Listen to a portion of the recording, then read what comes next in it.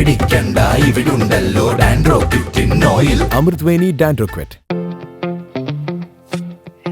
Namaste, welcome to Annie's kitchen and you are watching Annie's kitchen with Annie. ഇന്ന് എല്ലാവർക്കും എൻ്റെയും എൻ്റെ കുടുംബത്തിൻ്റെയും ഹാപ്പി മൊഹറം.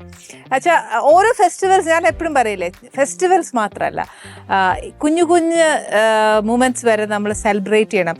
എന്നാലേ നമ്മുടെ എപ്പോഴും ഒരു സന്തോഷം, ഒരു മെമ്മറീസ്, അയ്യോ അത് അന്നെന്ത് രസമായിരുന്നല്ലേ എന്നൊക്കെ നമ്മൾ കുറേ കാലം കഴിഞ്ഞിട്ട് പറയുമ്പോൾ അതൊരു കൗതുകം ഉണ്ടാവുകയുള്ളൂ.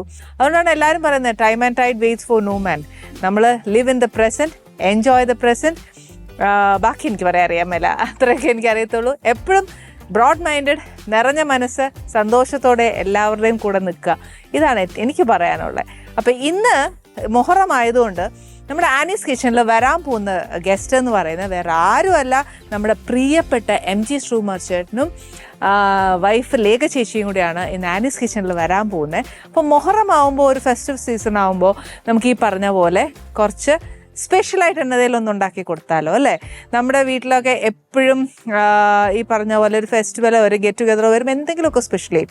എന്നും പറഞ്ഞാൽ ആനീസ് കിച്ചണിൽ വരുന്നവർക്കൊന്നും ഞാൻ എന്താ പറയുക, എന്നതേലും ഒരു ഡിഷേ ഉണ്ടാക്കുന്നുള്ളൂ അല്ലെങ്കിൽ ഇന്ന പോലെ ചെയ്യുന്നുള്ളൂ എന്ന് പറയരുത്. കാര്യം ഞാൻ വിഷുവിനായാലും ശരി, ഓണത്തിനായാലും ശരി, ഏതെങ്കിലുമൊക്കെ ഒരു ഒക്കേഷൻസ് വരുമ്പോഴത്തേക്കും ഞാൻ തീർച്ചയായിട്ടും അവർക്ക് സദ്യക്കായാലും ശരി, പായസം പോലും സ്പെഷ്യലായിട്ട് ഞാൻ ചെയ്തിട്ടുണ്ട്.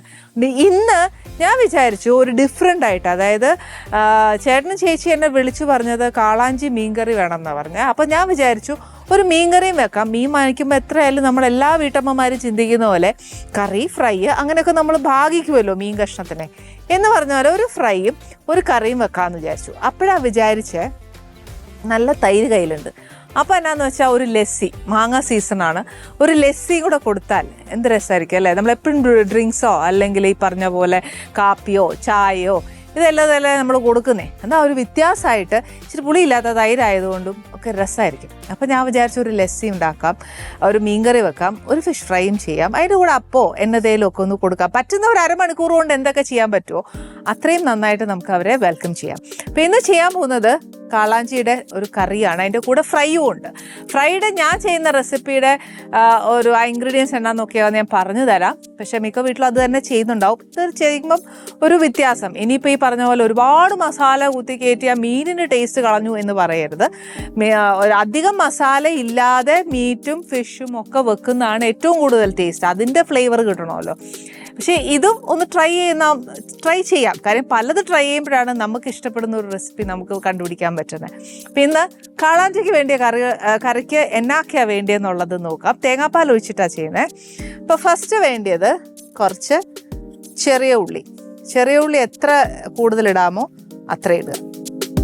എന്നാലും ഒരു എണ്ണം പറയുവാണെങ്കിൽ ഇതിപ്പോൾ ഒരു 10-15 ചെറിയ ഉള്ളിയുണ്ട്. പിന്നെ നമ്മുടെ മീനിൻ്റെ അളവ് അനുസരിച്ച് ഇഞ്ചി, ഇതിപ്പോൾ ഒരു കഷ്ണം ഇഞ്ചി എടുത്തേച്ച് നീളത്തിലരിഞ്ഞതാണ്. പിന്നെ ഇതൊരു 7-8 വെളുത്തുള്ളി ഉണ്ട്, അതിനെ 2ആയിട്ട് കീറി വെച്ചേക്കുക. പിന്നെ ഉള്ളത് പച്ചമുളക് ഒരു 4 എണ്ണം 2ആയിട്ട് കീറിയതല്ല, അതിന് പിന്നെ നീളം കൂടിയതാണ്. അപ്പോൾ ഇച്ചിരി നാലായിട്ട് മുറിച്ചേക്കുക. അത് എരിവ് അനുസരിച്ച് വേണം നമ്മൾ ചേർക്കാൻ. പിന്നെ ഉള്ളത് കുറച്ച് കാശ്മീരി മുളക് പൊടിയാണ്. എരിവുള്ള മുളക് പൊടി ചേർക്കണമെന്നുണ്ടെങ്കിൽ അത് ചെയ്യാം. ഇതിപ്പോൾ ഞാൻ കാശ്മീരി എടുത്തേക്കുന്നത്. പിന്നെ നമുക്ക് വേണ്ടിയത് ഒരു ഇച്ചിരി മല്ലിപ്പൊടി. അതായത് മുളക് പൊടിയും മല്ലിപ്പൊടിയുടെയും റേഷ്യോ എത്രയാന്ന് പറഞ്ഞാൽ നമ്മളിപ്പം 1 സ്പൂൺ കൂടുതലായിരിക്കും മല്ലിപ്പൊടി, അത്രേ ഉള്ളൂ. മുളക് പൊടിയെക്കാട്ടിലും 1 സ്പൂൺ കൂടുതൽ. പിന്നെ വേണ്ടിയത് കുറച്ച് മഞ്ഞൾപ്പൊടി, കുറച്ച് കുരുമുളക് പൊടി. പുളിക്ക് ടൊമാറ്റോ മാത്രമല്ല നമ്മൾ ഇടുന്നത്, അതിൻ്റെ കൂടെ കുടംപുളിയും കൂടെ ചേർക്കുന്നുണ്ട്.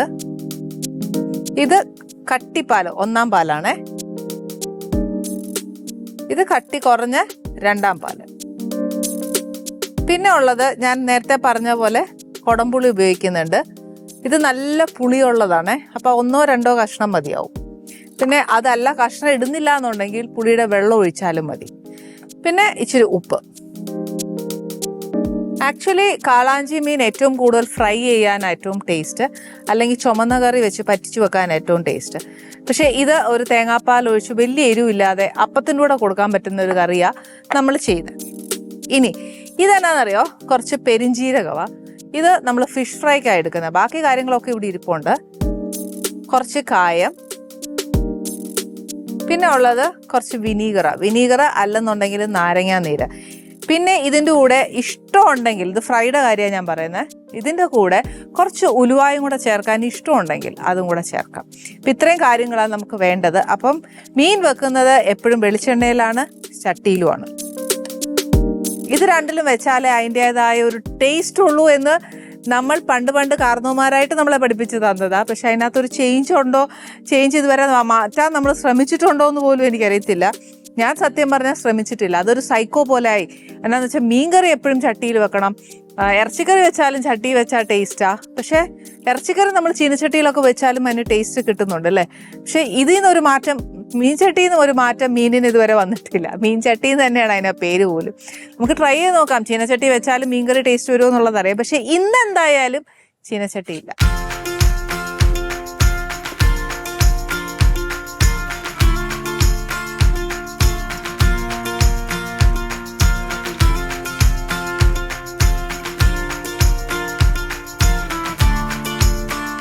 എണ്ണ നല്ല ചൂടായി കഴിയുമ്പോൾ കടുക് ഇടുന്നില്ല, ഉലുവ ഇടുന്നില്ല. അതിന് പകരം ഞാൻ ചെറിയ ഉള്ളി ഇടാൻ പോവാ. ഫുള്ളും ഇടുന്നില്ല, കുറച്ച് എനിക്ക് കടുക് വറുക്കാൻ വേണം. അപ്പം ഞാൻ എന്നാ ചെയ്യും, ഒരു 3/4 കുറച്ചുകൂടി ഇട്ട് വെച്ച് ബാക്കി എടുത്ത് കടുക് വറുക്കാൻ വയ്ക്കാം.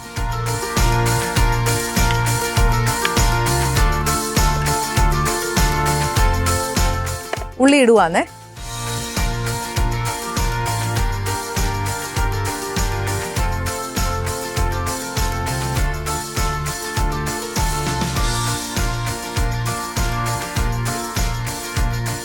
ഈ ഉള്ളിയുടെ കൂട്ടത്തിൽ തന്നെ 1 ടീസ്പൂണോളം ഇഞ്ചി, അതിൻ്റെ കൂട്ടത്തിൽ തന്നെ വെളുത്തുള്ളി.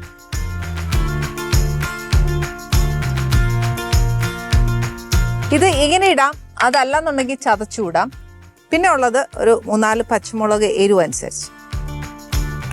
കറിവേപ്പില മസ്റ്റാണ്, പക്ഷെ അതിപ്പോൾ ഇടുകയല്ല, ഒരു ഇച്ചിരി ഒന്ന് മൂത്തതിന് ശേഷം.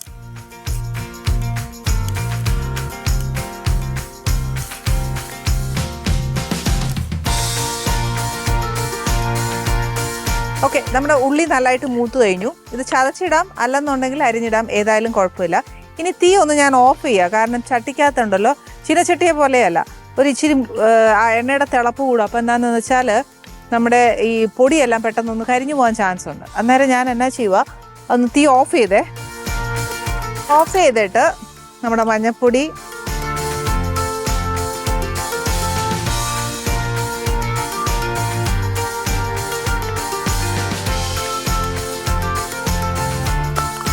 കുറച്ച് മുളക് പൊടി,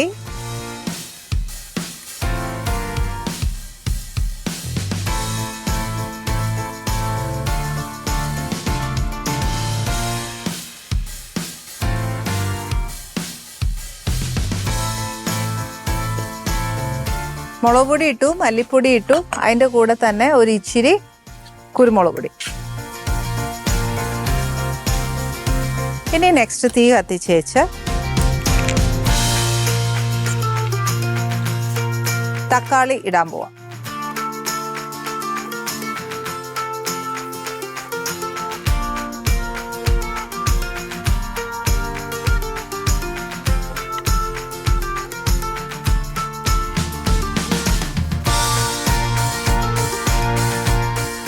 തക്കാളി ഈ പറഞ്ഞ പോലെ ഒത്തിരി അങ്ങ് ഉടയണ്ട, എന്നാൽ ആ തക്കാളി കഷ്ണങ്ങൾ കാണുകയും വേണം. അപ്പം എന്നാന്ന് വെച്ചാൽ ആ പരുവത്തിന് മൂപ്പിച്ചെടുത്താൽ മതി. മൂപ്പിക്കുക ഇൻ ദ സെൻസ് നമ്മൾ ഇട്ട പൊടിയില്ലേ, അതൊന്ന് മൂത്ത് കിട്ടിയാലും മതി.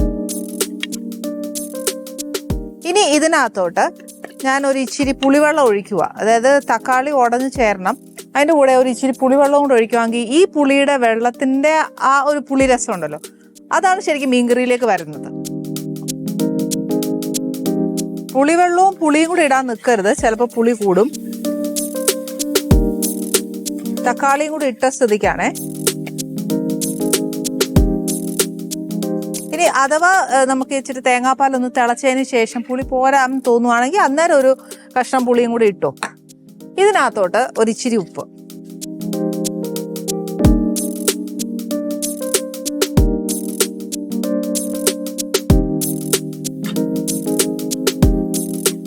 എണ്ണ എല്ലാം തെളിഞ്ഞു. ഇനി ഞാൻ ചേർക്കാൻ പോകുന്ന രണ്ടാം പാലാണേ.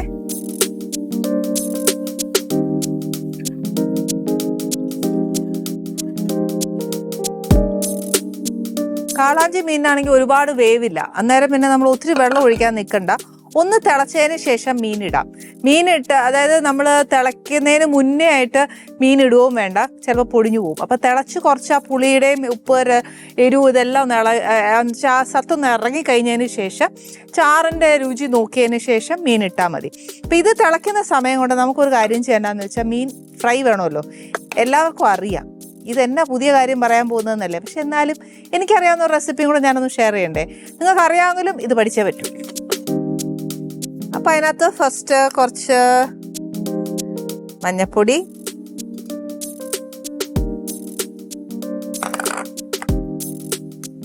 കുറച്ച് മുളക് പൊടി, ഒരു 4 കഷ്ണേ ഞാൻ എടുക്കുന്നുള്ളൂ.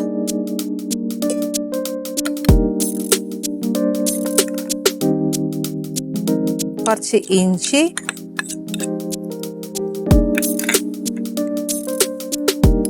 വെളുത്തുള്ളി, കുറച്ച് കുരുമുളക്. കുരുമുളകിന്റെ സ്വാദ് വേണമെങ്കിൽ കൂട്ടാം. പിന്നെ ഉള്ളത് കുറച്ച് പെരിഞ്ജീരകം, 1/4 ടീസ്പൂൺ ഇട്ടാൽ മതിയേ. ഇച്ചിരി കായം, വിനീഗർ ഒഴിക്കാം. അല്ലെന്നുണ്ടെങ്കിൽ ഇപ്പം നമ്മുടെ ഫ്രണ്ടിൽ പുളിവെള്ളം ഇരിക്കുക, അന്നേരം അത് ഒഴിക്കുന്നതല്ലേ കുറച്ചുകൂടെ സ്വാദ്.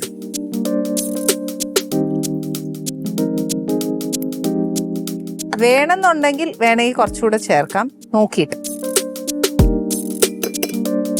ഉപ്പിട്ടു, ബാക്കി ചെറിയ ഉള്ളി.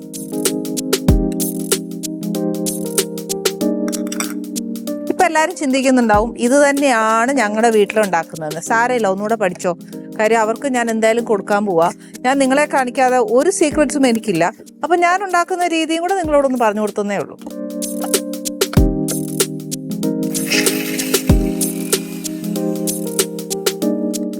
പിന്നെ ഇതിനകത്ത് വെള്ളം ഒഴിച്ച് നമുക്ക് അരയ്ക്കാം. അതല്ലാന്നുണ്ടെങ്കിൽ വെളിച്ചെണ്ണ ഒഴിച്ച് അരയ്ക്കാം. വെളിച്ചെണ്ണ ഒഴിച്ച് അരച്ച് കഴിഞ്ഞാൽ നമുക്ക് ചിലവ് കൂടുതലാണെന്ന് ചിന്തിക്കും. പക്ഷെ ടേസ്റ്റ് വെളിച്ചെണ്ണ ഒഴിച്ച് അരയ്ക്കുന്നതിലുണ്ട്. പക്ഷെ നമുക്കധികം ചിലവ് കൂട്ടാണ്ടാത്തതുകൊണ്ട് നമ്മൾ ഇച്ചിരി വെള്ളം ഒഴിക്കാവേ.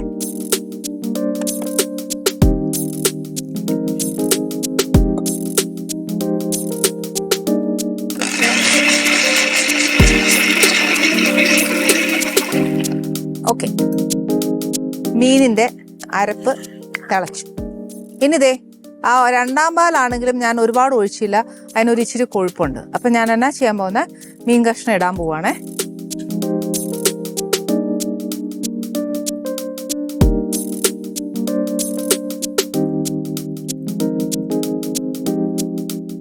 ഈ തലയുടെ ഭാഗവും മുള്ളിൻ്റെ ഭാഗവും ഒക്കെ ഉണ്ടല്ലോ, ശരിക്കും നമുക്ക് ചുമന്ന കറി വെക്കാനാണ് കുറച്ചുകൂടെ ടേസ്റ്റ്. അപ്പം ഇതെടുത്ത് ഞാൻ ഫ്രിഡ്ജ് വെച്ച് നാളെ ചുമന്ന കറി വെച്ചോളാം.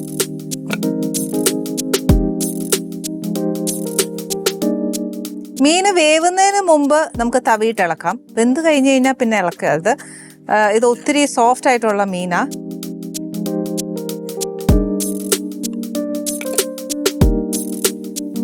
ഓക്കെ, ഇനി മീനിനകത്തോട്ട് ഒരു ഇച്ചിരി കറിവേപ്പിലയും കൂടെ ഒന്ന് പൊട്ടിച്ചിടണം. ഇതിനി വെന്ത് ആ ചാറൊന്ന് പകുതി വറ്റി കഴിഞ്ഞാൽ നമുക്ക് തലപ്പാൽ ഒഴിക്കാം. ആ സമയം കൊണ്ട് നമുക്ക് മീൻ വറുക്കാനുള്ള ഒന്ന് പുരട്ടി വെക്കണമല്ലോ.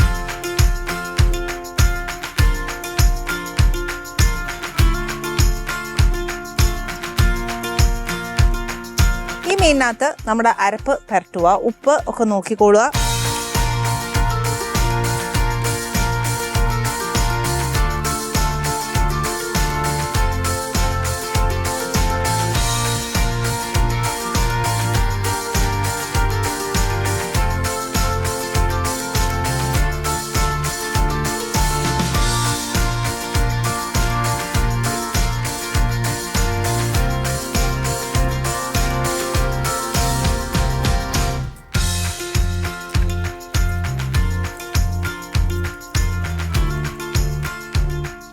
അപ്പം നമ്മൾ മീൻ കറി വെച്ചു, മീൻ പുരട്ടി വെച്ചു. ഇനി അടുത്ത് തന്നെ നമ്മൾ ലസ്സി അടിക്കാൻ പോവാട്ടെ. അതിന് മാങ്ങ എടുത്തേക്കുന്നത്. ഇപ്പം മാങ്ങ സീസൺ അല്ലേ, മാങ്ങ വെച്ച് ചെയ്യാം. നമുക്ക് ഫ്രൂട്ട്, പൈനാപ്പിൾ ഏതായാലും ചെയ്യാൻ പറ്റും. ഇനിയിപ്പോൾ ഞാൻ അടുത്ത മാങ്ങ അതും കൂടെ ഒന്ന് ചെയ്യട്ടെ.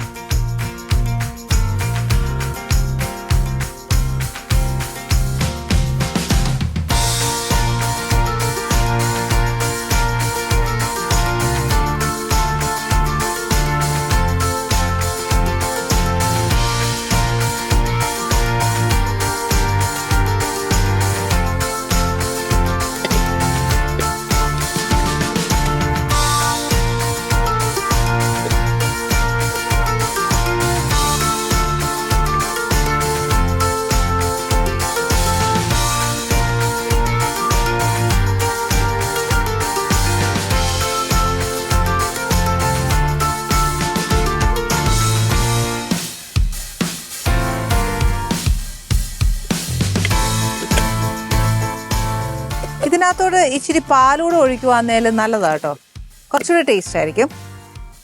പിന്നെ വേണ്ടിയത് നമുക്ക് മധുരം അനുസരിച്ച്, മധുരം വേണ്ടിയവർക്ക് ഇടാം, ഇല്ലാത്തവർക്ക് വേണ്ട. ഇതിപ്പോൾ ഞാൻ ഒരു ഇച്ചിരി മധുരം ഇടുക. നമ്മുടെ മാങ്ങയ്ക്ക് നല്ല മധുരമുണ്ട്, പക്ഷെ എന്നാലും ഒരു സ്വീറ്റ്നെസ് ഇല്ലെന്നുണ്ടെങ്കിലില്ലേ ഒരു സുഖമാവുകയല്ല.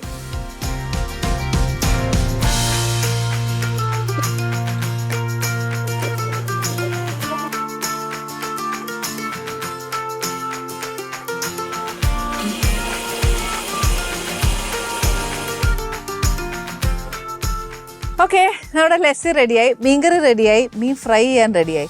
ഇനിയിപ്പോൾ ദേ നമ്മൾ ഒഴിച്ച തേങ്ങാപ്പാലുണ്ടല്ലോ, അത് ഏകദേശം മുക്കാലോളം വറ്റി. ഇനിയിപ്പോൾ വേണ്ട അടിയിൽ മാത്രം ഒരു ഇച്ചിരി എന്നാ പറയുക, ആ ചാറ് ഒരു ശകലം കൂടെ ഒന്ന് വറ്റിയേച്ചാൽ മതി.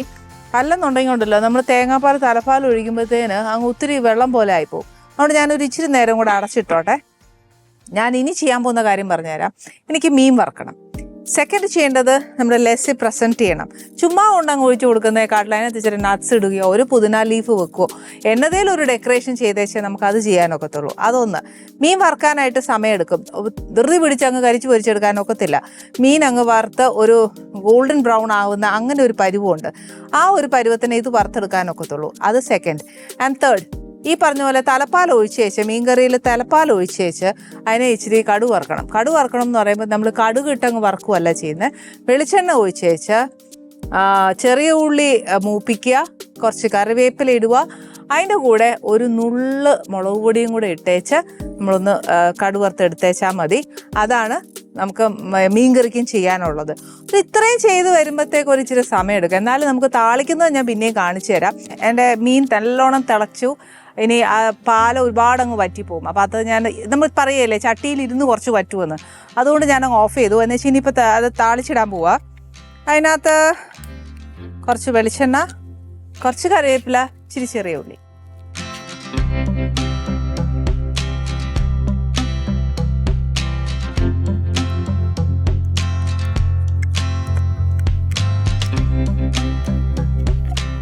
കുറച്ചുള്ളി മതിയേ, അത് ഒത്തിരി ഇപ്പോൾ ഈ വലിയ പാൻ ആയതുകൊണ്ട് തോന്നുന്നു അതിൻ്റെ അറ്റത്ത് പോലും പറ്റാനില്ലല്ലോ എന്ന്.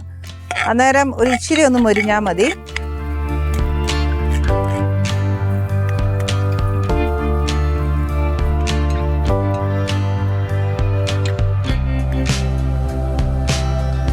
ഓക്കെ, ഇനിയിപ്പോൾ ഇതിനകത്തോട്ട് ഉള്ളി മൂത്തു. ഇതിനകത്തോട്ട് ഒരു 3-4 കറിവേപ്പില. കറിവേപ്പിലേക്ക് ഇങ്ങനെ എണ്ണം അങ്ങനത്തെ കാര്യങ്ങളൊന്നുമില്ല. ഇനി വേണമെങ്കിൽ ഇതിനകത്തോട്ട് ഒരു ഇച്ചിരി മുളക് പൊടി, ഒരു നുള്ള്, അതിൻ്റെ ഒരു നിറവ്യത്യാസം വരാൻ വേണ്ടിയിട്ട് മാത്രം നമ്മളിപ്പോൾ ആവശ്യത്തിന് മുളക് പൊടി ഇതിനകത്ത് ചേർത്തിട്ടുണ്ട്. അത് വേണമെങ്കിൽ ചേർക്കാം, മസ്റ്റൊന്നുമല്ല. ഇപ്പം ഞാൻ ദേ ഈ താളിച്ചതും കൂടെ ഇതിനകത്തോട്ട് അങ്ങ് ചേർക്കാം. ഓക്കെ, ഇതവിടെ ഇരിക്കട്ടെ. നെക്സ്റ്റ് നമുക്ക് മീൻ വറുക്കാം. മീൻ വറുക്കുമ്പോൾ എല്ലാ അമ്മമാരും പറഞ്ഞു തരുന്ന പോലെ കുറച്ച് കറിവേപ്പില ആദ്യം ഇടുക, എണ്ണ ഒഴിക്കുക. ആ കറിവേപ്പിലയുടെ പുറത്ത് നമ്മൾ മീൻ വറുക്കുവാണെന്നുണ്ടെങ്കിൽ മീൻ അടി പിടിക്കുകയല്ലെന്നാണ് പറയുന്നത്. ഇനി ഒരു സീക്രട്ട് എന്നാന്ന് വെച്ചാൽ, സീക്രട്ട് ആണോന്ന് അറിയത്തില്ല, എൻ്റെ അമ്മ പറഞ്ഞു തന്നെ, ഏട്ടൻ്റെ അമ്മ പറഞ്ഞു തന്നെന്ന് വെച്ചാൽ, മീൻ വറുക്കുമ്പോൾ നമുക്ക് കുറച്ച് നെയ്യും കൂടെ ഒഴിക്കുവാണെങ്കിൽ മീനിന് കുറച്ച് ടേസ്റ്റ് വരും. ഒരു വീട്ടിൽ മീൻ വറുത്ത 10 അടുത്ത് മണക്കും എന്നറിയില്ലേ എന്ന് പറഞ്ഞ പോലെ നല്ല മണമായിരിക്കും. അതിൻ്റെ കൂടെ മീൻ വറുത്തതിനോടൊരു കൊതി വരും, എല്ലാം നടക്കും. അപ്പോൾ അതുകൊണ്ട് ഞാൻ വിചാരിച്ചു, ഞാനിപ്പോൾ മിക്കപ്പോഴും വീട്ടിൽ മീൻ വറുക്കുമ്പോഴൊക്കെ ഒരു നുള്ള് അല്ലെങ്കിൽ ഒരു തുള്ളി, ഒരു സ്പൂൺ ഒഴിക്കാറുണ്ട്. അപ്പോൾ നിങ്ങൾ പറയും ഇത് ഒഴിക്കുന്നത് തുള്ളിയല്ലല്ലോ, കൂടുതലല്ലേ എന്നൊക്കെയല്ലേ. അതുകൊണ്ട് പക്ഷേ ഞാനിങ്ങനെ കുപ്പിയിൽ ഒഴിക്കുന്നതുകൊണ്ട് അങ്ങനെ ഫീൽ ചെയ്യുന്നതാണ്. നിങ്ങൾ കാണുമ്പോൾ കുഴപ്പം തോന്നുന്നതാണ്. അല്ല, ഞാൻ ഒരുപാടൊന്നും ഒഴിച്ചിട്ടില്ല. എല്ലാം സ്വന്തം കുറ്റങ്ങൾ ഏറ്റെടുക്കാൻ എല്ലാവർക്കും മടിയാണ്. പക്ഷെ എന്നാലും ഞാൻ സത്യം പറയുക, ഞാനൊരു ഇച്ചിരി ഒഴിച്ചുള്ളൂ. ഇതിനകത്തോട്ട് തണ്ടോടുകൂടി വെക്കാം, അല്ല ഇലയോട് വെക്കണമെങ്കിൽ അങ്ങനെയും ചെയ്യാം.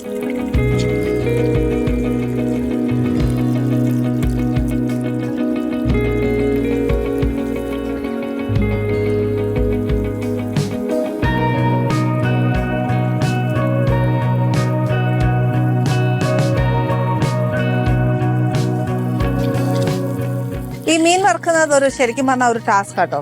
ഈ പറഞ്ഞ പോലെ ധൃതി കൂട്ടി വറുക്കാൻ ഒക്കുകയല്ല, അതിനായിട്ട് ഇച്ചിരി സമയം കൊടുക്കണം. അല്ലെന്നുണ്ടെങ്കിൽ പൊടിഞ്ഞു പോകും. മാക്സിമം കറിവേപ്പില ഇടുക. അപ്പൊ അതിന്റെ ഒരു ഫ്ലേവറും കൂടെ നല്ലതായിട്ട് ആ മീനെ വരും. നാടൻ വിഭവങ്ങൾ ഉണ്ടാക്കുമ്പോൾ എപ്പോഴും നല്ലത് കറിവേപ്പില എന്ന് പറയും അല്ലേ? അങ്ങനെയില്ല, എൻ്റെ ഒരു വിശ്വാസം.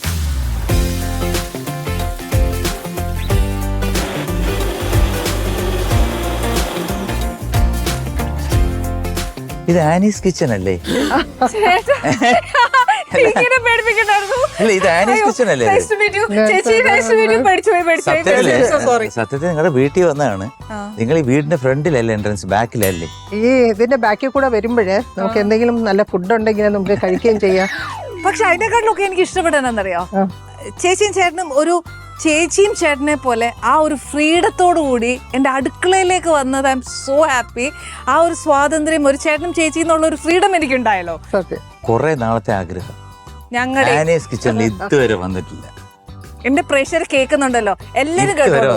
ഞങ്ങൾ കുറെ നാളുകൊണ്ട് ചേച്ചിയെ കാണുമ്പോഴൊക്കെ ഞാൻ പരാതിയോട് പരാതിയാ. ചേച്ചി ഞാൻ വരാൻ റെഡിയാണെന്ന് പറഞ്ഞിട്ടുണ്ടല്ലോ. സത്യം, ഞാൻ അവസാനം പറയുകയും ചെയ്തു. അവസാനം ഞാൻ ചേച്ചിയെ മാത്രം കൊണ്ടുപോകുന്നു പറഞ്ഞു. പക്ഷെ ഇപ്പൊ മാം സോ ഹാപ്പി ചേട്ടാ. ഇനി എനിക്ക് ഒരു പരിഭവം പറയാൻ എന്നാന്നറിയാവോ? അടുക്കള നിങ്ങൾ പറയാലോ. ചേച്ചി ഇന്ന് മൊഹറാന്നറിയാവോ? സാധാരണ മൊഹറത്തിന് നമ്മൾ ആഘോഷിക്കുന്നത് എങ്ങനെയാ? ബിരിയാണി, കട്ട്ലറ്റ്സ്, ജ്യൂസ്, അങ്ങനത്തെ കുറെ കാര്യങ്ങൾ, ചിക്കൻ ഫ്രൈ, ചിക്കൻ അവരുടെ കുറെ വിഭവങ്ങളുണ്ട് ഇല്ലേ?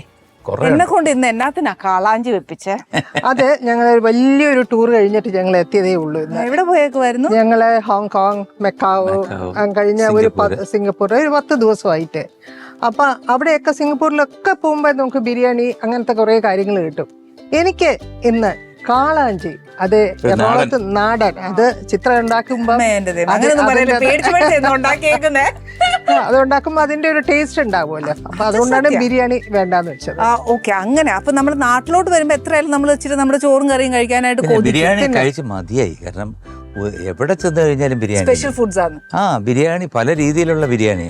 പക്ഷെ ചില ഈ സ്പെഷ്യലായിട്ട് ഇപ്പൊ എസ്പെഷ്യലി ആനി വെക്കുമ്പോഴത്തേക്ക് അതിനകത്തുണ്ടാകുന്ന ഒരു ടേസ്റ്റ് എന്റെ കഴിയില്ല. ഞാൻ നല്ല ഇന്ന് ചേട്ടൻ എന്നാ ചെയ്തറിയാം, കാളാഞ്ചി മീൻകറി വെച്ചു, അതിന്റെ കൂടെ അതിന്റെ ഇടയിൽ കുറച്ച് ഫിഷ് ഫ്രൈ വെച്ചു, അതിന്റെ കൂടെ ഞാൻ വിചാരിച്ചു നല്ല ചൂട് പാലപ്പം ഉണ്ടാക്കി തരാന്ന് വിചാരിച്ചു. അപ്പൊ പിന്നെ ഒരു ലസ്സി, പാട്ടുകാർ കുടിക്കുമോ എന്നുള്ളത് അറിയത്തില്ല, പക്ഷെ എന്നാലും മാങ്ങയുടെ സീസൺ അല്ലേ. അപ്പൊ ഞാൻ അതിനൊരു കഥയുണ്ട് അല്ലേ. എല്ലാം പോട്ടെ ചേച്ചി, അവിടെ ഇവിടെ എല്ലാം പോയേച്ചു വന്നേച്ചേ, ഒരു സ്പെഷ്യൽ ഫുഡ്സ് തന്നെ എല്ലാം കഴിച്ചു. അവിടുത്തെ ടേസ്റ്റിന്റെ ഒരുപാട് കഴിച്ചു. അതാണ് നമ്മൾ അവിടെ നിന്ന് കഴിച്ചിട്ട് നമുക്ക് പിന്നെ അവസാനം അത് കഴിഞ്ഞപ്പോഴത്തേക്ക് നമുക്ക് എന്തെങ്കിലും ഇച്ചിരി ചോറും മീൻകറി മതി എന്നുള്ളൊരു എന്തൊക്കെയായാലും നമ്മൾ മലയാളീസാണ് അല്ലേ? അതെ, കറക്റ്റ്. നമ്മൾ ഇന്ന് വെളുപ്പിന് എത്തിയപ്പം നമ്മുടെ കേരളം കണ്ടപ്പം എന്തൊരു സമാധാനം. അയ്യോ, മഴയും നമുക്ക് ഇവിടത്തെ ഒരു കൊതുക് അടിച്ചാൽ പോലും സത്യം. ആക്ച്വലി ചേട്ടനോടല്ല ക്വസ്റ്റ്യൻസ് ഇന്ന് ഞങ്ങൾക്ക്, ഞാൻ ചേച്ചിയോടാണ് കുറെ കാര്യങ്ങൾ ചോദിക്കുക. Because this is A family show. അപ്പൊ അഫ്കോഴ്സ് ചേച്ചി വേണമല്ലോ ഞങ്ങളോട് സംസാരിക്കാൻ. ഈ പറഞ്ഞ പോലെ ഞങ്ങൾക്ക് പരിഭവങ്ങൾ ചേച്ചിയോട് കൂടുതലുണ്ട്. ചേച്ചിയുടെ വ്ളോഗ് ഞങ്ങൾ കുറെ കാലം ഫോളോ ചെയ്തു, പിന്നെ കാണാനേ ഇല്ല, എങ്ങോട്ടോ പോയി. ഇതൊക്കെ ചേച്ചി എന്നതിനാ നിർത്തുന്നത്? ഈ പരിഭവങ്ങൾ പറയാൻ പറ്റില്ല, നമുക്ക് ഒരുപാട് യാത്രയുണ്ട്. കാര്യമില്ല ചേച്ചി, ഞങ്ങളെ മോഹിപ്പിച്ചേച്ച് അവിടെ നിർത്തുന്നതെന്ന് ആലോചിച്ചോണേ. കോവിഡ് സമയത്തെ വെറുതെ ഇരുന്നപ്പോഴാണ് ജസ്റ്റ് ഞാൻ ഒരു പാചകത്തിന്റെ ഈ സംഭവം തുടങ്ങിയത്. പിന്നെ അതിനുശേഷം ഷി വാസ് ഫേമസ്. വേറൊരു രസം കേൾക്കണോ? ഇത് കുറെ നാൾ ചെയ്തതിന് ശേഷം ഫുൾ സ്റ്റോപ്പ് ഇട്ടു. അപ്പൊ ഞങ്ങൾ ഒരു ദിവസം ഹയാത്തിൽ കയറിയിട്ട് കോഫി ഷോപ്പ് ഉണ്ട് അവിടെ. ആ കോഫി എല്ലാം കുടിച്ചിട്ട് വന്നപ്പോഴത്തേക്ക് ഞാൻ ഇങ്ങനെ നിൽക്കുന്നപ്പോൾ ഒരു ഫാമിലി ദൂരെ നിന്നു. അപ്പൊ ഇവള് പറഞ്ഞതേ ഫോട്ടോ എടുക്കാൻ വരുന്നുണ്ട്. ഞാൻ പറഞ്ഞു അപ്പൊ നമ്മൾ തയ്യാറാണ്, കാരണം നമ്മളെ സ്നേഹിക്കുന്നവരെ ഒക്കെ ഒരുപാട് പേരുണ്ട്. അപ്പൊ അവര് വരുമ്പോഴത്തേക്ക് ഫാമിലി വരുമ്പോൾ നമ്മളൊരു ഫോട്ടോ എടുത്തോട്ടെ, ശരി. അപ്പൊ നമ്മൾ നിന്ന് കൊടുക്കും. അപ്പൊ ഞാനിങ്ങനെ നിന്നു, ഇവിടെ പുറത്ത് നിന്നു. കുറച്ച് കഴിഞ്ഞ് ഇവര് വന്ന് ഇവിടെ വെച്ചിട്ട്, അയ്യോ ചേച്ചിയുടെ പാചകം എന്ന് പറഞ്ഞാൽ നമുക്ക് എന്തൊരു ഇഷ്ടമാണെന്ന് അറിയാവുന്ന ഞാനൊരു കുട്ടിക്കുരങ്ങനെ പോലെ ആ മൂലക്കായി ഇവളുടെ ഫോട്ടോ എടുക്കുന്നു, അതെടുക്കുന്നു, ഇതെടുക്കുന്നു, ഓട്ടോഗ്രാഫ് വാങ്ങിക്കുന്നു. അപ്പൊ ഞാൻ വിചാരിച്ചു, ഒരു വർഷം കഷ്ടിച്ച് ചെയ്തപ്പോഴത്തേക്ക് ഇത്ര ആരാധന, 45 വർഷം ഞാൻ മാറി നിൽക്കുന്ന അങ്ങനെയൊന്നുമില്ല. ചേച്ചി ആ പറഞ്ഞാൽ ഒരുപാട് അർത്ഥമുണ്ട്. ചേച്ചി കാണിച്ച മഹാ തെറ്റാട്ടോ, ഉള്ള കാര്യം പറയാം. ചേച്ചി ഫുൾ സ്റ്റോപ്പ് ഇടരുത്. അറ്റ്ലീസ്റ്റ് ബാക്കി വിശേഷം ഞാൻ എന്താ ചെയ്യുന്നറിയോ, ഇവിടെ ഒന്നും തീർക്കാൻ പറ്റില്ല, കുറെ കാര്യങ്ങൾ ചേച്ചിയോട് സംസാരിക്കാണ്ട്. ഞാൻ നോക്കട്ടെ ഇതിനകത്ത്. ചേച്ചി നോക്കിക്കോളൂ, ചൂടാ, നല്ല ചൂടാ. ഇനി അപ്പം ലൈവാണ്. തണുത്ത പൂന്തരിയല, നല്ല ചൂടപ്പം, നല്ല ചൂട് ഫിഷ് ഫ്രൈ, അങ്ങനെയൊക്കെ തരത്തും. ഇത് തേങ്ങാപ്പാലിൽ അരച്ചിട്ടല്ലേ? തേങ്ങ, അരി എല്ലാം, ഈസ്റ്റ്, തേങ്ങ, ചോറ്, അരി എല്ലാം സോഫ്റ്റ് അപ്പം. അപ്പൊ ചേച്ചി ഒരു കാര്യം ചെയ്യാം, എനിക്ക് ഒരുപാട് കാര്യങ്ങൾ ചോദിക്കണമെന്ന് പറഞ്ഞല്ലേ, എനിക്ക് I don't want to complete this in this kitchen. നമുക്ക് അവിടെ പോയി ഇരുന്ന് സംസാരിച്ചാലോ? അടുക്കളയും ഡൈനിങ്ങുമാണ് the best place to a family to open അല്ലെ? അവിടെ ഇരുന്ന് നമ്മൾ നമ്മുടെ പരിഭവം, പിണക്കം ഇതെല്ലാം തീർക്കുന്ന ദ ബെസ്റ്റ് പ്ലേസസ്. ഞാൻ ഈ സിനിമയിൽ വർക്ക് ചെയ്തിട്ട് ഈ ഡയറക്ടേഴ്സിൽ ഏറ്റവും കൂടുതൽ കുക്ക് ചെയ്യുന്ന ആളിനെ കണ്ടിട്ടില്ല IV ശശിയാണ്. അസറായിട്ട് വയ്ക്കും. അതുപോലെ തന്നെ BBK മേനോൻ, നമ്മുടെ പഴയ പ്രൊഡ്യൂസർ, അങ്ങനെ കുറെ പേരുണ്ട്. കാരണം അവരുടെ ടെൻഷൻ തീർക്കുന്നത്, അതായത് ഇന്ന് റിലാക്സ് ചെയ്യുന്നു. അവർ ഒരു പടത്തിന്റെ പിന്നെ തീരുകയാണ്, ഇന്ന് പൈസ കൊടുക്കണം, ഏകദേശം ഒരു അന്നത്തെ കാലത്ത് ഒരു 60-70 ലക്ഷം രൂപ കൊടുക്കണം. മരിച്ചുപോയ സച്ചി വന്നിട്ട് നിൽക്കുമ്പോൾ BBK മേനോൻ എങ്ങനെയെങ്കിലും കൊടുക്കാവിടെ ഇവിടെ കുക്ക് ചെയ്തോണ്ടിരിക്കുക. അപ്പൊ ഞാൻ ദൈവമേ ഇത് വിടണ്ടേ? അപ്പൊ ഒരു സ്ത്രീയുടെ എന്തുമാത്രം ഒന്ന് ആലോചിച്ചു നോക്കുക. എവറിഡേ ഒരു സ്ത്രീ കുക്ക് ചെയ്യാറ്. അപ്പൊ അങ്ങോട്ട് പോയത് നിലാവിന്റെ നീലഭസ്മ കുറിയണിഞ്ഞവളെ, കാതിലോല കമ്മലിട്ടു കുണുങ്ങി നിൽപ്പവളെ, ഏതപൂർവ തപസ്സിനാൽ ഞാൻ സ്വന്തമാക്കി നിൻ. നമസ്തേ ചേട്ടാ. നമസ്തേ ചേച്ചി. കുറെ കാലം കൊണ്ട് ഞങ്ങൾ ആഗ്രഹിച്ച ഒരു സാധനമാ. ദൈവമേ, സോ ഹാപ്പി. ഞാൻ നേരത്തെ പറഞ്ഞ പോലെ പ്രേക്ഷകരൊക്കെ വെയിറ്റിംഗ് ആയിരുന്നു. പിന്നെ അവിടെ നമ്മുടെ വർത്താനം ഒത്തിരി ഒത്തില്ല, പക്ഷെ എന്നാലും ഇവിടെ സംസാരിക്കണല്ലോ. ഫസ്റ്റ് ചേട്ടാ അവിടെ പറയാൻ പറ്റിയില്ല, ഹാർട്ടി കൺഗ്രാറ്റ്സ് ചേട്ടാ. Thank you very much. ചേട്ടൻ ഇപ്പൊ അവാർഡുകൾ ഇങ്ങനെ കിട്ടിക്കൊണ്ടിരിക്കുക. ഞങ്ങളുടെ പ്രേക്ഷകരുടെയൊക്കെ പ്രാർത്ഥനയും എന്താ പറയുക, ബ്ലെസ്സിങ്സ് ഭഗവാന്റെ എല്ലാം കൂടെ എപ്പോഴും ഉണ്ടാവട്ടെ. അത് മാത്രമല്ല, എനിക്ക് ഏറ്റവും പറയാനുള്ളത് എന്താണെന്നറിയാം ചേച്ചി, ഈവൻ 80s ചേട്ടൻ ഈ പറഞ്ഞ പോലെ ഫിലിമിലേക്ക് വന്നു, പാട്ടുപാടി ടിൽ 2026. ഞങ്ങളുടെയൊക്കെ ഞങ്ങൾ കണ്ടതെന്നറിയോ, എത്രയോ ട്രെൻഡ് വരട്ടെ, എത്രയോ കുട്ടികൾ പാടട്ടെ, but MG makes his own place അല്ലേ? ട്രെൻഡിങ് അനുസരിച്ചാണ് ചേട്ടാ പോകുന്നത് അല്ലേ? ശരിക്കും ചേട്ടന്റെ വോയിസിന് ഒരു പ്ലേസ് ഉണ്ട്, ആ ഒരു സ്പേസ് ഉണ്ട്, അതിൽ നിന്ന് മാറിയിട്ടില്ല. എന്നാ ഇപ്പത്തെ റാപ്പാണോ ചേട്ടൻ റെഡിയാണ്. അപ്പൊ ഞങ്ങൾ എപ്പോഴും പറയാ, he has his own space, he has his own signature. അതാ വേറെ ആർക്കും ചെയ്യാൻ പറ്റില്ല. ഞാൻ റാപ്പ് പാടിയിട്ടുണ്ട് വർഷങ്ങൾക്ക് മുമ്പ്. ആ പടം ഉണ്ടല്ലോ, എനിക്കോ മമ്മൂക്കെ സ്നേഹിക്കുന്ന മഴയത്ത് മുൻപേ. യെസ്, അതിനകത്തൊരു റാപ്പ് സോങ് ഉണ്ട്, ആനന്ദായിരുന്നു മ്യൂസിക് ഡയറക്ടർ. ഒരു ചെറിയ കോളേജ് പാട്ട്.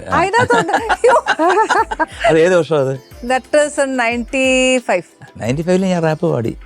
ഇല്ല അപ്പം എന്താ പറയാ, ഒരു മുഴം മുൻപേ എന്നൊക്കെ പറയുന്ന പോലെയാണ്. ബട്ട് സ്റ്റിൽ ചേട്ടാ ഇപ്പൊ ലേറ്റസ്റ്റ് എന്റെ ഏട്ടന്റെ പടത്തിൽ വരെ അസാധ്യ പാട്ട് കേട്ടോ. സത്യം. ലില്ലി മലരേ ആ ഫീലിംഗ് ശരിക്കും ആ ഒരു നല്ല, ഞാൻ എപ്പോഴും ഏട്ടനോട് പറയും, ഏട്ടാ ഇപ്പം നോക്കും ആ പാട്ട് കേൾക്കും, ട്രാക്ക് പാടും അല്ലാതെ ഒറിജിനൽ വോയിസ് പാടുമ്പോൾ ആ ഫീലിംഗ് ഒക്കെ ആ ശരിക്കും വരുന്നത് ചേട്ടൻ്റെ വോയിസിൽ കൂടെ കേൾക്കുമ്പോൾ മാത്രം. എനിക്ക് ശരിക്കും ചേച്ചിയെ കാണുമ്പോൾ വേറെ കാര്യം ചോദിക്കണമെന്ന് വെച്ചാൽ, ചേച്ചിയുടെ ഒരു ഇന്റർവ്യൂ ഞാൻ ഈ ഇടയ്ക്ക് കണ്ടായിരുന്നു, വിച്ച് യു ഡിഡ് സോളോലി. അതിനകത്ത് ചേച്ചി ഒരുപാട് നല്ല കാര്യങ്ങൾ പറയുന്നു. എന്ന് വെച്ചാൽ വിമൻ എംപവർമെന്റ്, വിമൻ എങ്ങനെ ആയിരിക്കണം എന്നും, അല്ലെങ്കിൽ അവരുടെ എല്ലാവരും ഒരേപോലെ ആയിരിക്കണം എന്നില്ലല്ലോ ചേച്ചി. എല്ലാവരും കുറച്ച് സ്ട്രെങ്ത് കുറവായിരിക്കും, അല്ലെങ്കിൽ വിൽ പവർ കുറവായിരിക്കും, കോൺഫിഡൻസ് കുറവായിരിക്കും. ചേച്ചിയെ സംബന്ധിച്ച് how you can motivate dum? ഇല്ല, ഇതെല്ലാം ആയിരുന്നു എൻ്റെ ജീവിതത്തിന്റെ പകുതി വരെ. നമ്മുടെ ചെറുപ്പകാലം എന്ന് പറയുമ്പോൾ അച്ഛനും അമ്മയും എല്ലാവരും സപ്പോർട്ടീവായിരുന്നു. അത് കഴിയുമ്പോൾ നമ്മുടെ അനുഭവങ്ങളാണ് നമ്മളെ കൊണ്ട് എല്ലാം ചെയ്യിപ്പിക്കുന്നത്. അതിന് ഒരു ഗുരുവിൻ്റെ സ്ഥാനമൊന്നും ആർക്കും കൊടുക്കാൻ എനിക്ക് പറ്റില്ല. എൻ്റെ അനുഭവമാണ് ഞാൻ എന്നെ ഈ കാലം അതെ അത് എത്തിച്ചത്. നമുക്ക് ആ ലൈഫിൽ നമുക്ക് വന്നു ചേരുന്ന, അങ്ങനെയാണ് ഞാൻ കുറച്ചുകൂടെ കറേജിയസ് ആയാലും എനിക്ക് സംസാരിക്കാൻ പറ്റുന്നത്. ഒരാളോട് ഇഷ്ടമല്ലെങ്കിൽ ഇഷ്ടമല്ല എന്ന് പറയും, നോ എന്ന് പറയുന്ന സ്ഥലത്ത് ഞാൻ നോ എന്ന് പറഞ്ഞിരിക്കും. അത് അവർക്ക് ഇഷ്ടപ്പെടുന്നുണ്ടോ ഇല്ലയോ എന്നല്ല, പക്ഷെ എനിക്ക് ഇഷ്ടമല്ലാത്തൊരു കാര്യം പറയും. ചേച്ചി ആരുടെ മുമ്പിൽ കോംപ്രമൈസ് ഇല്ല? ഇല്ല, അവരെന്ത് വിചാരിക്കും അത് ഞാൻ വിചാരിക്കാറില്ല. MG ചേട്ടന് ഈ പറഞ്ഞ പോലെ ഒരു സ്പേസ്, സ്റ്റിൽ ട്രെൻഡിങ്ങിലേക്ക് നിൽക്കുന്ന ഒരു സ്പേസ് ഉണ്ടാക്കാൻ ഒരു മോട്ടിവേഷൻ ചേച്ചിയുടെ വക ചേട്ടന് കിട്ടിയിട്ടുണ്ടോ? പക്ഷെ അതിനൊന്നും ഞാൻ കൊടുത്തിട്ടില്ല. ശ്രീകുണ്ഠന്റെ കഴിവാണ് ഇത് മുഴുവൻ. MG എന്ന് പറയുന്ന MG ശ്രീകുമാർ എന്ന് പറഞ്ഞാൽ അദ്ദേഹത്തിന്റെ കഴിവാണ്. അദ്ദേഹത്തിന് പാട്ടിനൊന്നും എനിക്ക് പറഞ്ഞു കൊടുക്കേണ്ട ഒരു ആവശ്യമില്ല. പ്രോബബ്ലി ഡ്രസ്സിന് ഞാൻ പറയുമായിരിക്കും ഇന്ന ഇത് dress നല്ല ഇട്ടിട്ട്. ഡ്രസ്സാട്ടോ ചേട്ടാ, ഇത് നല്ല ഞാൻ മുണ്ടാ. ഇത് ഞാൻ എടുത്തിട്ട് വന്നതാ. വെരി ഗുഡ്, എടുത്തു തന്ന ഭയങ്കര നല്ല മുണ്ടോ. എല്ലാരും നോക്കും, എന്റെ പ്രേക്ഷകർ നോക്കിയാൽ മനസ്സിലാവും. ഇറ്റ്സ് വെരി ട്രെൻഡിങ് അല്ലേ? ചേച്ചി ഭയങ്കര ഫാഷനബിൾ ആണ്. അങ്ങനെ പറയാൻ പറ്റില്ല. Yes of course, because simple but elegant ആണ് ചേച്ചിയുടെ ഡ്രസ്സിംഗ് ഇസ് സോ ഗുഡ് അല്ലേ? എനിക്ക് തോന്നുന്നു ഞങ്ങളുടെയൊക്കെ ഞാൻ വരുന്ന സമയത്ത് ചേച്ചിയെ ഫസ്റ്റ് ടൈം കാണുമ്പോൾ പോലും ഷി വാസ് സോ ട്രെൻഡിങ് അല്ലേ? സ്മാർട്ട്നെസ്സിലാണോ ചേട്ടന് ഇഷ്ടമായി തുടങ്ങിയ? അങ്ങനെ അത് മാത്രമല്ല, സോ മെനി ഫാക്ടേഴ്സ്. പോസിറ്റീവ്നെസ് പറയോ? പോസിറ്റീവ്നെസ്സേ ഉള്ളൂ, നെഗറ്റീവ് ഇല്ലാത്ത. സോ അതുകൊണ്ടായിരിക്കും ചേച്ചി ഇത്ര നെഗറ്റീവ് എന്ന് പറഞ്ഞാൽ ഇപ്പൊ പറഞ്ഞ കാര്യമാണ്. കാരണം ഡിപ്ലോമാറ്റിക് അല്ല. അപ്പൊ നമ്മള് വളരെ ടെൻഷനായിട്ട് വന്നിരിക്കുമ്പോൾ ഇവിടെ ഉള്ള കാര്യം പറയും. അപ്പൊ നമുക്ക് പെട്ടെന്ന് നമുക്ക് ഷോർട്ട് ടെമ്പേർഡ് ആവും. പക്ഷെ അതൊക്കെ കുറച്ചു നേരം കഴിയുമ്പോൾ അങ്ങ് പോകും.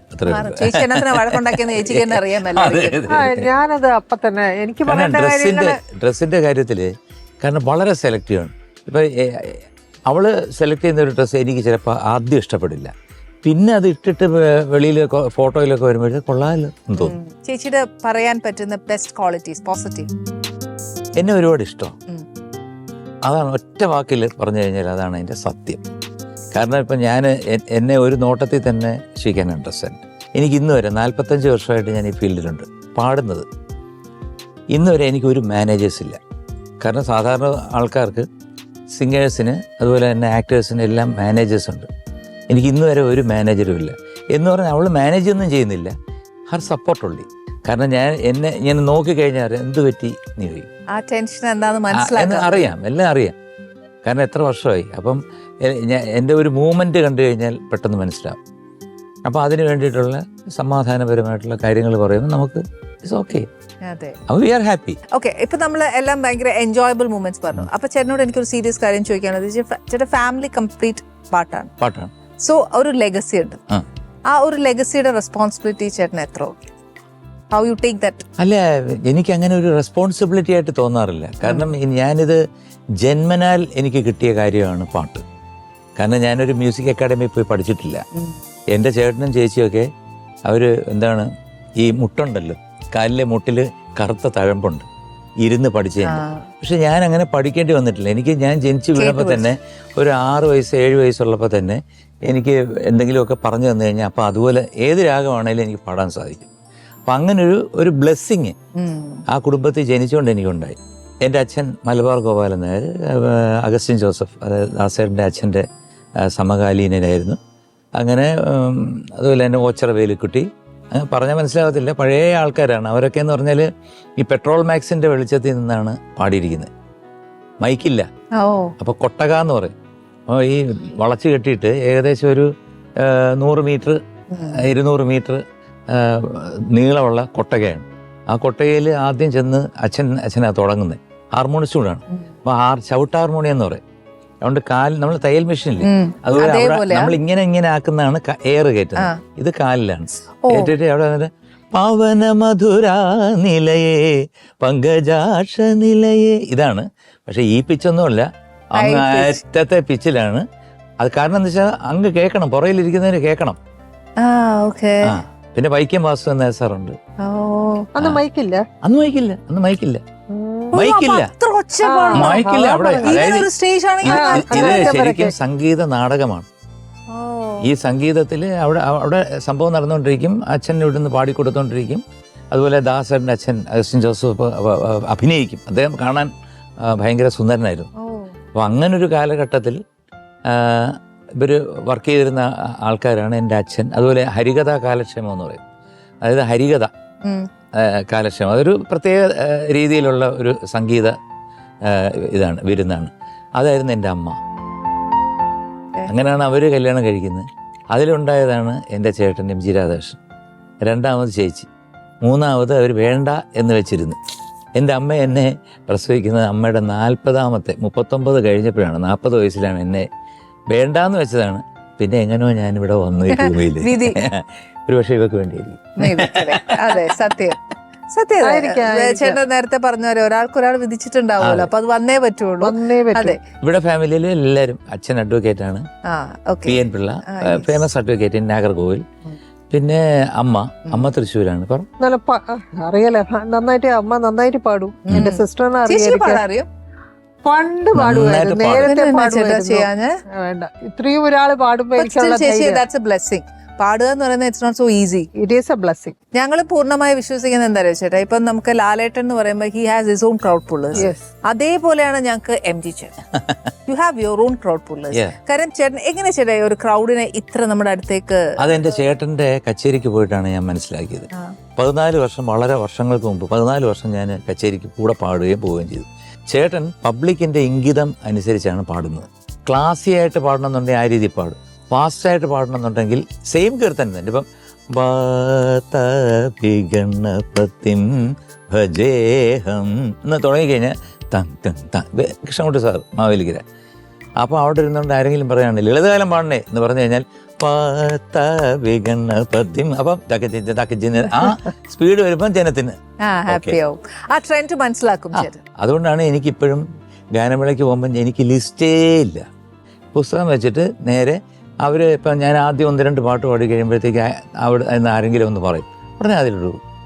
അപ്പോൾ അവിടെ നിന്ന് ഒരാൾ പറയും മറ്റേ കടുകിട്ട് വറുത്തൊരു കടക്കണ്ണു മടിച്ചെന്നെ കൊടുക്കിട്ട്. അപ്പോൾ അവിടെ നിന്ന് ഒരാൾ വിളിച്ചു പറയും മറ്റേ സോനാരേ സോനാരേ സോനാരേ സോനാരേ സ്വർണ്ണതിൽ, അങ്ങനെ പോകും. ചേട്ടാ ഇതൊരു മഹാപന്ന കളി കേട്ടോ, അതെല്ലാം പകുതി ഞാൻ ആസ്വദിച്ചൊരു പാട്ട്. ചേട്ടാ ഒരു നല്ല പാട്ടൊന്ന് പാടി തന്നെ ഞങ്ങക്ക്. അതെ, ട്രെൻഡ് അനുസരിച്ച്. ട്രെൻഡ് അല്ല, ഇപ്പൊ ട്രെൻഡിനാണ് ഞാൻ പാടിക്കൊണ്ടിരിക്കുന്നത്. ജസ്റ്റ് ട്രെൻഡിന്റെ റിവേഴ്സ് ആയിട്ട് പോകണം. കാരണം എന്റെ ട്രെൻഡ് ഇപ്പൊ കണ്ടോണ്ടേയിരിക്കുകയാണ്, കണ്ട് ഇനി മടുക്കരുത്. അതുകൊണ്ട് ഐ എം ഗോയിങ് ബാക്ക്. അതായത് ദാസേട്ടൻ പാടിയൊരു പാട്ടാണ്, ബിച്ചുവേട്ടനാണ് അതിൻ്റെ എഴുതിയിരിക്കുന്നത്. എനിക്ക് തോന്നുന്നു ജയവിജയ സാറാണ് അതിൻ്റെ മ്യൂസിക് എന്ന് തോന്നുന്നു. സിനിമ ഇറങ്ങിയിട്ടില്ല, സിനിമാ പാട്ടാണ്. ബ്രാഹ്മമുഹൂർത്തത്തിൽ പ്രാണസഖീനി പല്ലവി പാടിയ നേരം ഗുരുഗുഹദാസൻ ദീക്ഷിതരെഴുതിയ ചരണം പാടിയ നേരം നിൻ സ്വരസുധയിലെ ശ്രുതിലയമായി ഞാൻ നിന്നിലലിഞ്ഞു പോയി. ബ്രാഹ്മമുഹൂർത്തത്തിൽ പ്രാണസഖീനി പല്ലവി പാടിയ നേരം.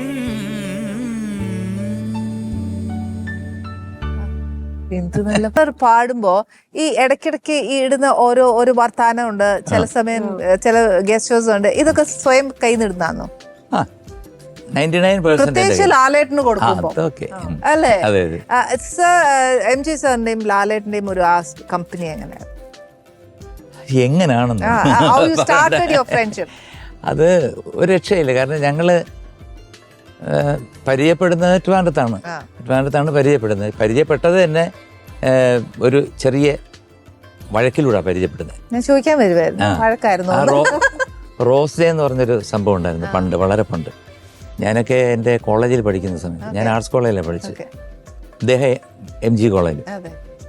അപ്പോൾ അങ്ങനെ റോസ് ഡേ ടാഗോർ തിയേറ്ററിൽ വെച്ചിട്ട് ട്രിവാൻഡ്രത്ത് വഴുതക്കാട്. അപ്പോൾ അവിടെ പിന്നെ കുറേ പെണ്ണുങ്ങൾ വരും പല കോളേജിൽ നിന്ന്. അപ്പോൾ ഞാനന്ന് കമ്പ് പോലെ ഒരു നരുന്ത് പോലെ ഒരു ഇത്രയുണ്ട്. അപ്പോൾ എൻ്റെ കൂടെ കുറേ തടിച്ചവന്മാരുണ്ട്, മെലിഞ്ഞുണ്ട്, ബാക്കി ആരോഗ്യമുള്ളവരും ഇല്ലാത്തവരും എല്ലാവരും ഉണ്ട്. എനിക്കന്ന് ഒന്നുമില്ല. എന്നെ ഊതിക്കഴിഞ്ഞാൽ തെറിച്ചു പോകും. എന്നിട്ട് ഏതോ എൻ്റെ കൂടെ ഉള്ള ഒരുത്തൻ ഒരു പെണ്ണിനെ കമൻറ്റ് ചെയ്തു. അവർ പറഞ്ഞത് ഇവനാ കമൻറ്റ് ചെയ്യുന്നു. നോക്കിയപ്പോൾ എന്നെ നോക്കി പറഞ്ഞു. അപ്പോൾ ലാല് റെസ്ലറാണ് MG കോളേജിൽ. എൻ്റെ അമ്മ എന്നെ വന്ന് തൂക്കിയും കെടുത്ത്. ഞാൻ പറഞ്ഞു ഞാനല്ലേ ജഗദീഷ്, ഞാനല്ല ലോണ്ടാമേ, തിരുവനന്തപുരമല്ലേ. അപ്പോൾ ലാല് പറഞ്ഞു ഇല്ല നീ തന്നെയാണ് എന്നൊക്കെ പറഞ്ഞിട്ട്, ലാലിനും അന്ന് ഫേസ് കട്ടൊക്കെ വേറെയാ. ഞാൻ പറഞ്ഞു ഞാനല്ല, എന്നെ വിടെ. ഇല്ല, മറ്റവന്മാരൊക്കെ ഓടിയും കളഞ്ഞു. അവസാനം ലാലിനെ എന്നെ മനസ്സിലായി. കാരണം ഇവനെ ചെയ്തിട്ട് കാര്യമില്ല, ചത്തുപോകും. അതുകൊണ്ട് ഇല്ല, എന്തിന് എനിക്ക് അടി കിട്ടുന്ന കാണാം, കിട്ടിയോ അടി. അങ്ങനെ അവസാനം വിട്ടു. അങ്ങനെയാണ് ആദ്യമായിട്ട് ഞാൻ മീറ്റ് ചെയ്യുന്നത്. ഫസ്റ്റ് പാട്ട് ഏതാ ലാലേട്ടന് വേണ്ടി പാടുന്നത്? മോഹൻലാലിന് വേണ്ടി പാടിയത് ഞാൻ ഇത് പൂച്ചയ്ക്കൊരു മൂക്കുത്തി അതിനകത്തുണ്ട്. പിന്നെ അതിനുശേഷം പിന്നെ പതുക്കെ പതുക്കെ ഓടുക. ലാലേട്ടന് വേണ്ടി ഇങ്ങനെ കുറെ ശരിക്കും ഹിറ്റായ പാട്ടെന്ന് പറഞ്ഞത് പൊൻവീണേ എന്നുള്ളിൻ മൗനം വാങ്ങൂ, ജന്മങ്ങൾ ഉൽകും നിൻ നാദം നൽകൂ, ലാ ലാ ലാ ലാ ലാ ലാ ലാ ലാ ലാ ലാ ലാ. ആ ഈ പാട്ടൊക്കെ കേൾക്കുമ്പോണ്ടല്ലോ എന്നെ ലൈവ് അല്ലേ ചേച്ചി. ശരിക്കും ആ ഒരു പാട്ടിന്റെ മെലഡിയും ഒക്കെ ഇപ്പം എന്തോരം മിസ്സിങ്, ശരിക്കും മിസ് ചെയ്യുന്നില്ലേ 90s പാടിയ പാട്ടും ഇപ്പത്തെ പാട്ടും? അല്ല, വേറൊരു ഒരു ഭാഗ്യം കിട്ടിയത് ഇപ്പം സടക്ക് സടക്ക് സടക്ക് സടക്ക് സടക്ക് സടക്ക് സടക്ക് ഹേ ഒരു ഇതുണ്ട്. തകില് പുകില് കുരവ കുഴല് തന്തനത്തനം പാടി വാ സടക്ക് സടക്ക് ഏ സടക്ക് സടക്ക് അടട മീശ കൗണ്ടറ് മുരശ മുട്ടിപ്പാടട് തായ്മൊഴിയിൽ താളമേളമംഗളം സംഘഗാന തങ്കനാന തമിഴ് പാടി തേരിലേറി താളം തുള്ളാൻ ആശ ഹരഹരോ ഹര. ആ പാട്ടൊക്കെ ഇപ്പോഴും വീണ്ടും ആൾക്കാർക്ക് കേൾക്കാൻ വേണ്ടി ഭയങ്കര ട്രെൻഡിയാണ്. സത്യം. അതുപോലെ തന്നെ ഷാജിയുടെ ആ പടം ഏത്? ധളാങ്കണക്ക ചെണ്ടമൃതംഗം മേലേക്കാവിൽ പൂരക്കാവടി പീലിക്കോലടി പാണ്ടിപ്പടയടി മേളം ഓക്കാവടി മേളം ഹേ നാട്ടുകളരിക്കച്ച മുറുക്കട വാൻപയറ്റടി പൂഴിക്കടകൻ ചാടിക്കെട്ടി വലമ്പരി വെട്ടിട്ടോതിരകട മുകടിയും തരയും താളം ഓക്കടകം താളം കോമരങ്ങൾ കൊടിയുണ്ടേ ഏറ്റവും വലിയ പല്ലവിയാണ് കേട്ടോ. ഒറ്റ ശ്വാസത്തിൽ പാടി. ആ പിന്നെ അല്ലാതെ അന്ന് ഒന്നും പറ്റത്തില്ല. സത്യം. ആ ഒരു സ്ട്രെയിൻ ആലോചിച്ച് സിറ്റുവേഷനും പാട്ടും എന്തും ഷാജിയുടെ ആദ്യത്തെ പടം തൊട്ട് ഞാനാ പാടിയത്. ദി ന്യൂസ് എന്ന് പറഞ്ഞ ഷാജിയുടെ ആദ്യത്തെ പടം, അത് പാടിയത് ഞാൻ. പിന്നെ അതിനുശേഷം കുറെ ഉള്ള എല്ലാ പടത്തിലും പിന്നെ മ്യൂസിക് ചെയ്ത് താണ്ഡവം. എത്ര പടം ചേട്ടൻ? 3 പടം 4 പടം ചേട്ടൻ? 4 പടം ഞാൻ. ബാക്കി വിശേഷം നമുക്ക് ഡൈനിങ്ങിൽ കേട്ടാലോ? എന്റെ മീൻകറി ഇരുന്ന് തണുക്കും. ഞാൻ കഴിച്ചു. ഇത് കഴിച്ചു എന്നിട്ട് എന്റെ കറി കൂട്ടാതില്ലേ? നമ്മൾ അങ്ങോട്ട് പോയാലോ? വരണ ചേട്ടാ. Annie's Kitchen. Let's cook with love.